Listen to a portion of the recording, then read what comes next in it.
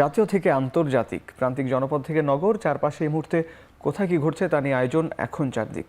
সঙ্গে আছি আমি হাসিব বিল্লাহ।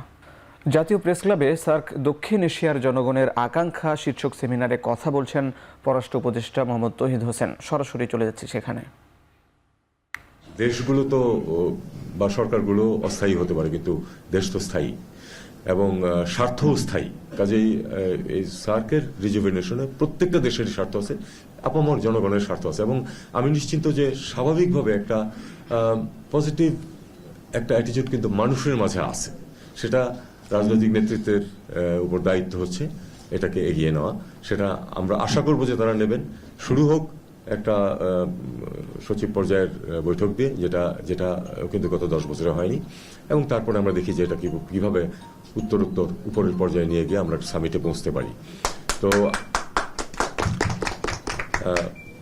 আমার মনে হয় যে আমাদের এই অঞ্চলে, যেটা আমার পূর্ববর্তী বক্তা মিন্টু সাহেব বলেছেন, যে সবচেয়ে বেশি দরিদ্র, এটা হওয়ার কোনো কারণ নেই। আমরা যদি পরস্পরের সাথে সহযোগিতা করি, যদি সঠিক পদক্ষেপ নেই, অবশ্যই দারিদ্র্যকে দূর করা যাবে। আপনারা জানেন যে প্রফেসর ইউনূসের 3টা জিরোর কথা উনি যেটা বলেন, দারিদ্র থাকবেন, তার মধ্যে সবচেয়ে গুরুত্ব হচ্ছে যে দারিদ্র থাকবে না। এই দারিদ্র থেকে আমাদের বের করে নিয়ে আসতে হবে সবাইকে। আমরা কিছুটা সাফল্য যে অর্জন করিনি তা না, কিন্তু আরো অনেকখানি পথ বাকি আছে। সবার সহযোগিতা লাগবে এটা করার জন্য।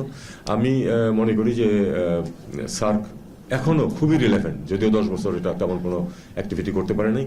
আমাদেরকে এটাকে তার কর্মক্ষমতায় ফিরিয়ে নিয়ে আসতে হবে, এবং তারপরে আমাদের সামিট লেভেলে পৌঁছে শুধু সার্ক না, বাইলেটারাল ক্ষেত্রেও সেটা অনেক পজিটিভ ভূমিকা রাখবে বলে আমি মনে করি।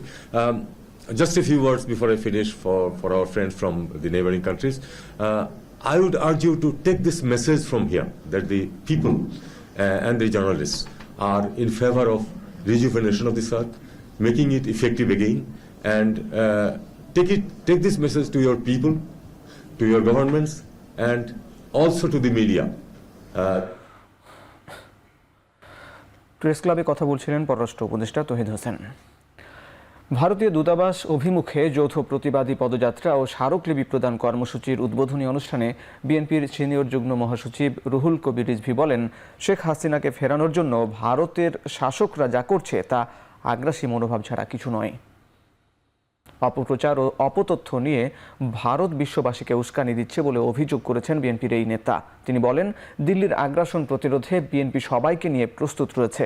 এ সময় স্বেচ্ছাসেবক দলের সভাপতি SM জিলানী বলেন, দেশের স্বাধীনতা সার্বভৌমত্ব রক্ষায় ভারতের এই আগ্রাসী মনোভাব গ্রহণ করা হবে না।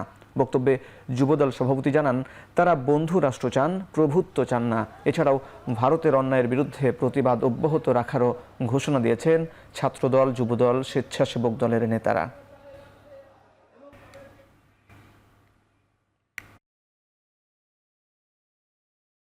ঘৃণা ছাড়া, অন্যের প্রতি অসূয়া ছাড়া, ভিন্ন ধর্মের প্রতি তারা প্রতিহিংসা দেখানো ছাড়া ওদের আর রাজনীতি নেই।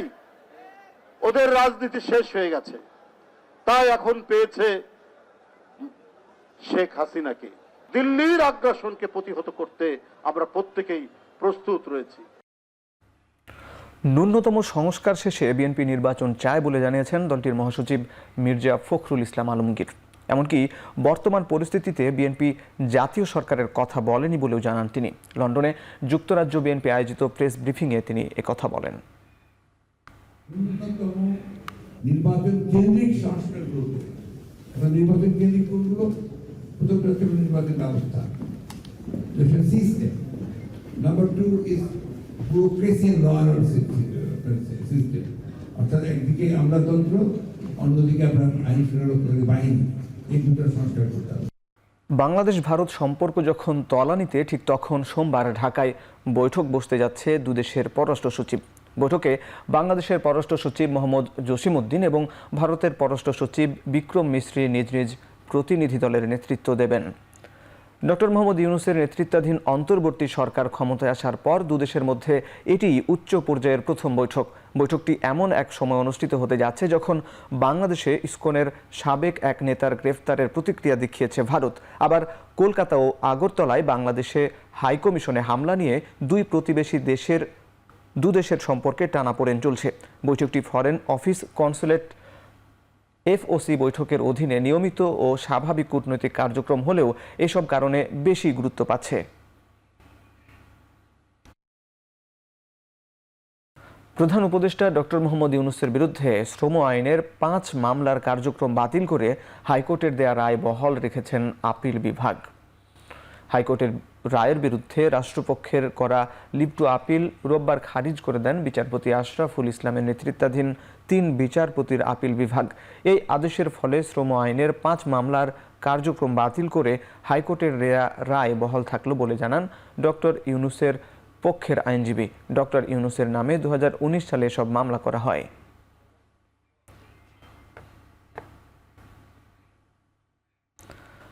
দেশ থেকে দুর্নীতি দূর করতে দুদককে আগে দুর্নীতি ও রাজনৈতিক প্রভাব মুক্ত করতে হবে বলে মন্তব্য করেছেন টিআইবির নির্বাহী পরিচালক ডক্টর ইফতেখারুজ্জামান।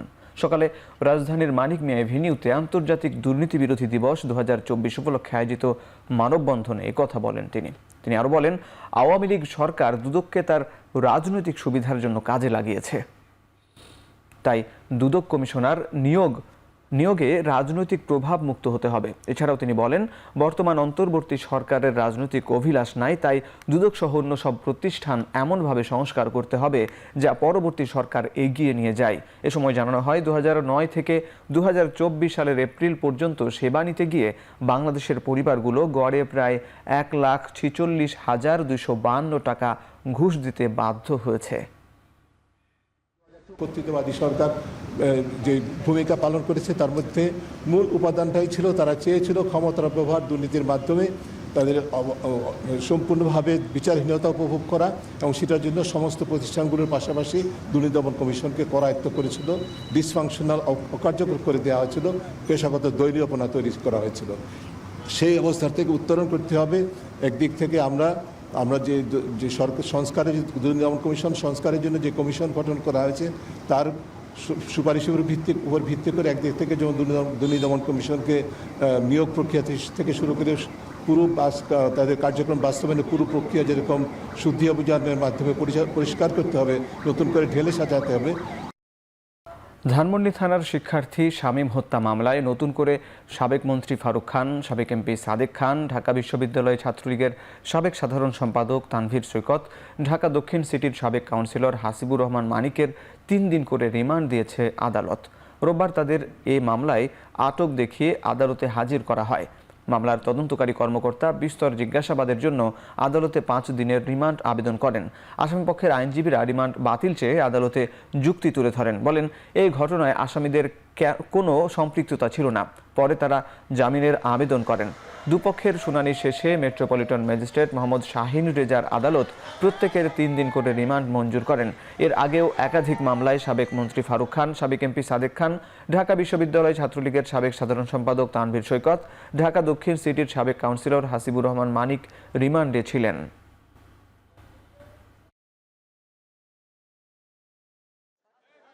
প্রতি বছরের মতো এবার 1 জানুয়ারি বই উৎসব হচ্ছে না, তবে জানুয়ারির মধ্যেই প্রাথমিকের সব বই দেয়া হবে বলে জানিয়েছেন প্রাথমিক ও গণশিক্ষা মন্ত্রণালয়ের উপদেষ্টা অধ্যাপক ডাক্তার বিধান রঞ্জন রায় পোদ্দার। সকালে খুলনায় বিভাগীয় পর্যায়ের কর্মকর্তাদের সাথে এক মতবিনিময় সভায় এই কথা বলেন তিনি।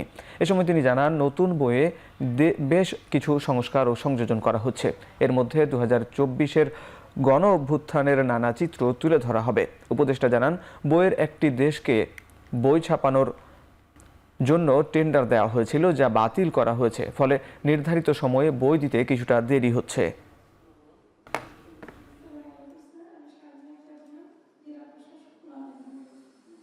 প্রতিবাদ লিপি নিয়ে ছাত্রদল, যুবদল ও স্বেচ্ছাসেবক দলের প্রেসিডেন্ট ও সেক্রেটারি সর্বমোট 6 জনের প্রতিনিধি দল প্রবেশ করেছেন ভারতীয় দূতাবাসে। আমরা সরাসরি যোগ দিচ্ছি সেখানে। আমরা কোনো প্রকার সন্ত্রাসে বিশ্বাসী না।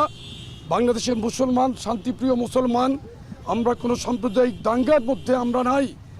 দেখেন, এই 95% শতকরা 95% মুসলমানের দেশে একজন মুসলমান আইনজীবীকে ইসকন যেভাবে নির্মমভাবে হত্যা করেছে সেটা অকল্পনীয়।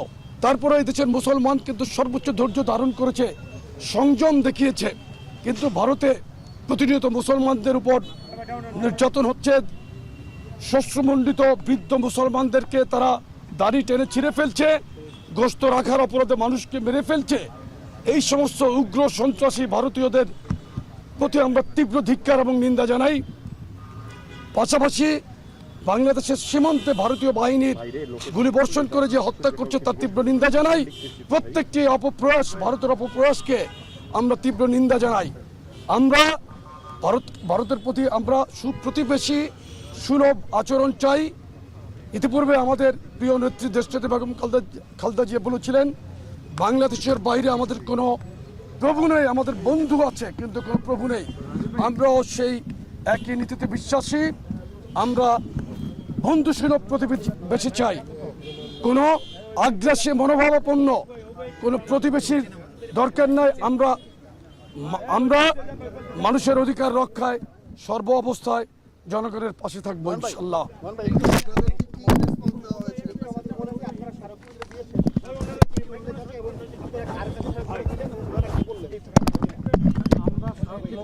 উল্লেখ করেছি যে আমাদের সহকারী হাই কমিশন হামলার শিকার হয়েছে, ওখানে সম্পদ বিনষ্ট করেছে, ওখানে পতাকা পুড়িয়েছে। এইসব অবমাননার আমরা বিচার দাবি করছি।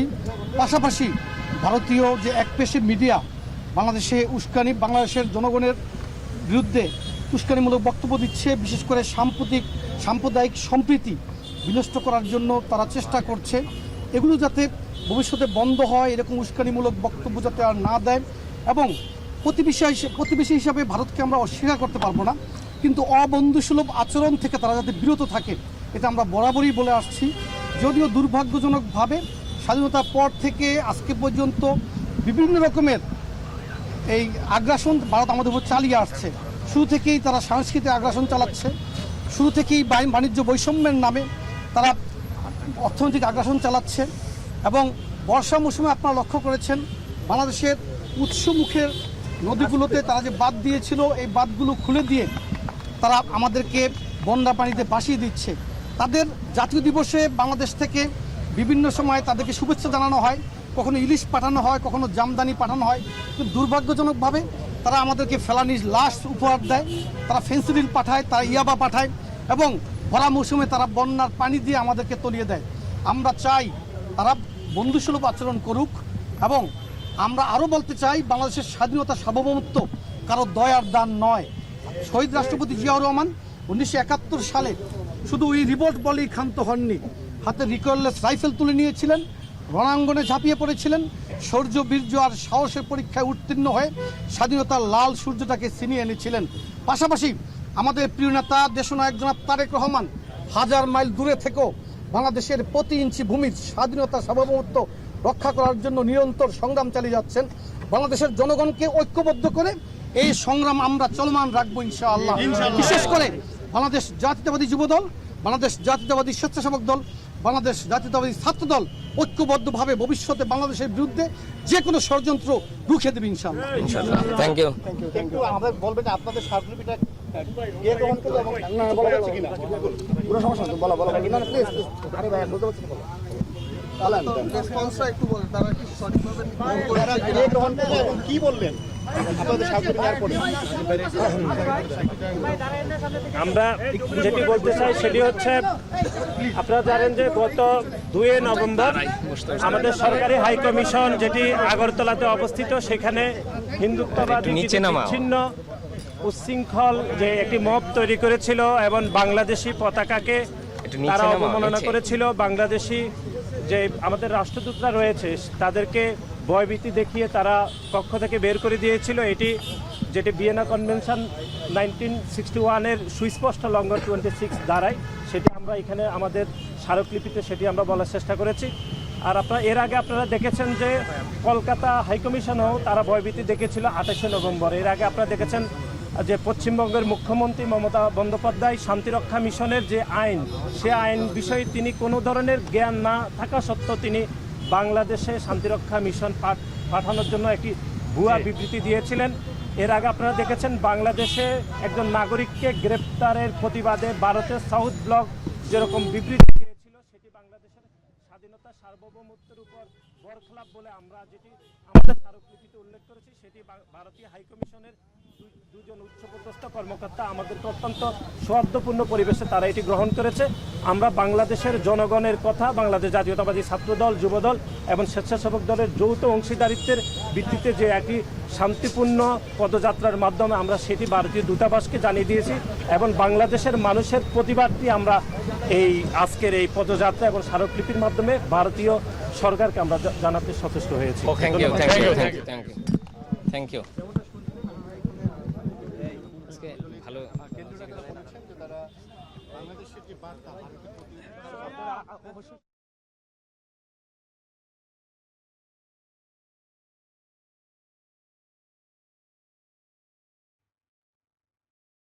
ভারতীয় দূতাবাসে বিএনপির সহযোগী সংগঠনের শীর্ষ নেতারা স্মারকলিপি প্রতিবাদ লিপি দেওয়ার পর কথা বলছিলেন গণমাধ্যমে।